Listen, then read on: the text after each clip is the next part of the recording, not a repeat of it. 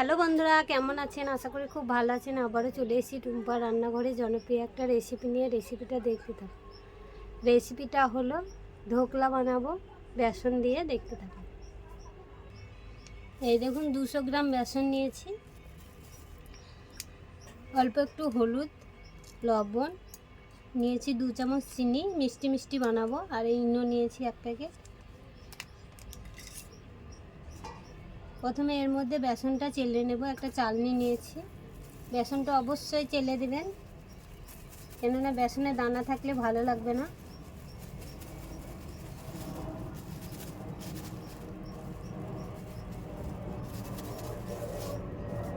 খুব ভালো চেলে নেব।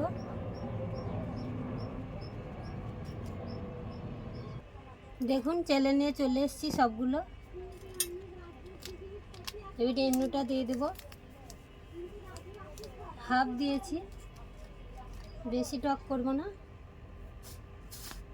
হাত দিয়ে খুব ভালো মেখে নেব। জল দিয়ে দেব, অল্প অল্প জল দিয়ে মাখবো।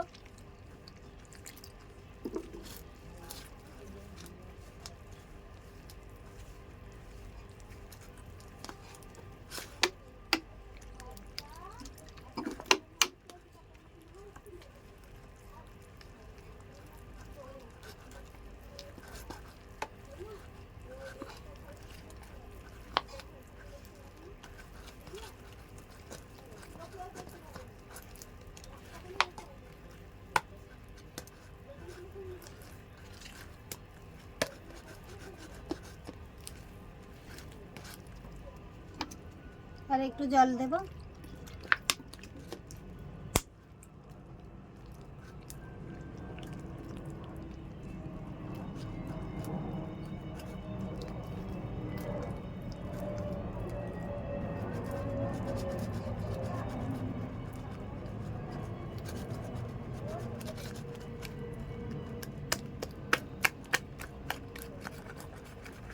খুব ভালো ফেটিয়ে নেব।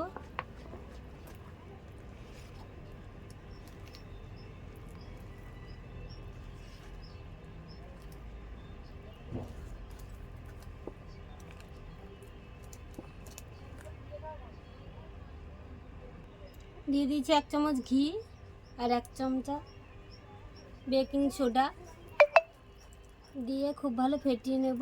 ঘি আর বেকিং সোডা দিয়ে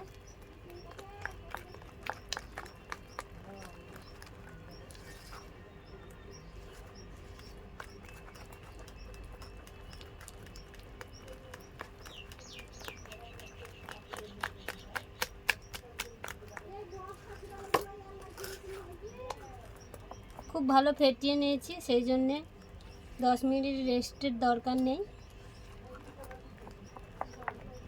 দেখুন কতটা ফাঁপালো হয়ে গেছে, ফাটতে ফাটতে।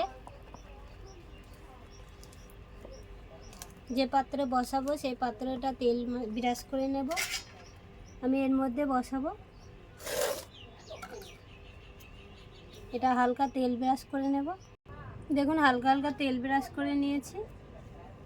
এই মিশ্রণটা ঢেলে দেব।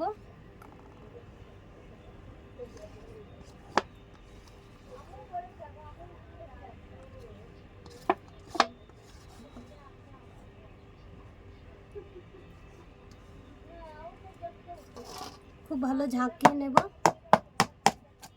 সেট করার জন্য।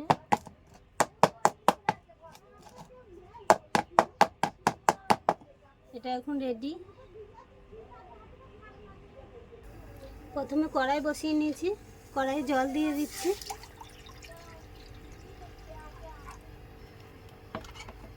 একটা স্ট্যান্ড বসিয়ে দিচ্ছি কড়াইয়ের মধ্যে, দিয়ে দিচ্ছি এটা। একটা ভারী থাল চাপা দিয়ে দিচ্ছি। 20 মিনিট হবে, 20 মিনিট বাদ ফিরে আসছি। দেখুন 20 মিনিট হয়ে গেছে, ঢাকনা খুলে দেখব কত সুন্দর ফুলেছে। দেখুন কেকের মতো হয়ে গেছে। একটা কাঠি নিয়েছি, কাঠির সাহায্যে দেখব। এই দেখুন একটু লাগে না গায়ে, আগে আমি একবার দেখেছি, সেই জন্য সেইটা লেগে আছে। দেখুন আবার ঢুকাচ্ছি, দেখুন একটু লাগেনি গায়ে। এটা এখন নামিয়ে নেব। তার আগে ছোঁক দেওয়ার জন্য কারি পাতা নিয়েছি, কাঁচা লঙ্কা, এইগুলো লাল হয়ে গেছে লঙ্কাগুলো, আর নিয়েছি সর্ষে, গোটা সর্ষে, সাদা হলুদ সর্ষে। এখন এটা নামিয়ে নেব। দেখুন একটা ফ্রাই প্যান বসালছি, হাফ তেল দিয়েছি ফ্রাই প্যানে, দিয়ে দেবো সর্ষে,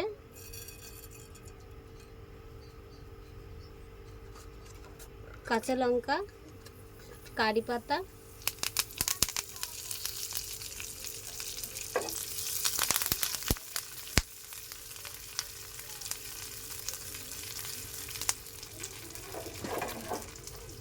এর মধ্যে ছোঁকটা দিয়ে দেব।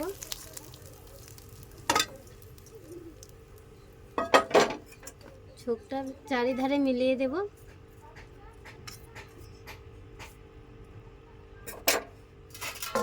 5 মিনিট চাপা দিয়ে রেখে দেব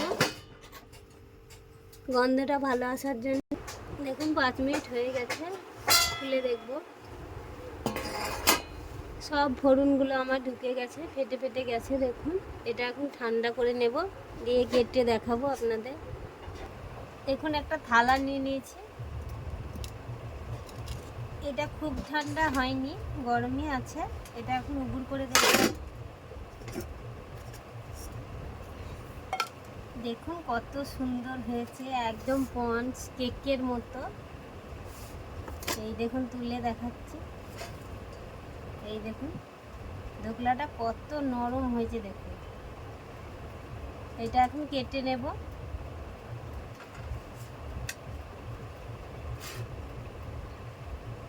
একদম স্পঞ্জ হয়েছে দেখুন।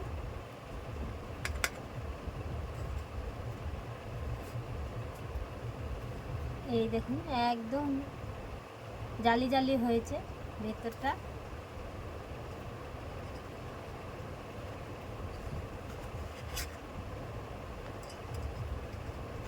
পুরোটা কেটে নেব আমি।